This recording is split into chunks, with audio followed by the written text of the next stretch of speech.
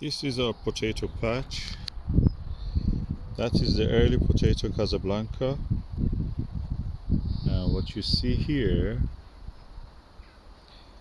is the Desiree, potato variety Desiree. The red and big clumpy potato is a late variety. The Casablanca was an early variety. And they are in beautiful flowers.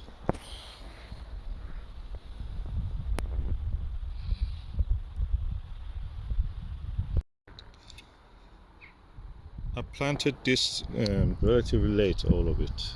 So they were late March,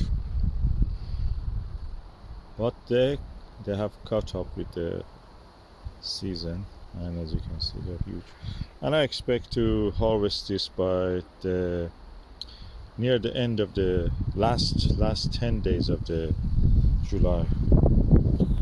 At least the early ones, and these ones probably August,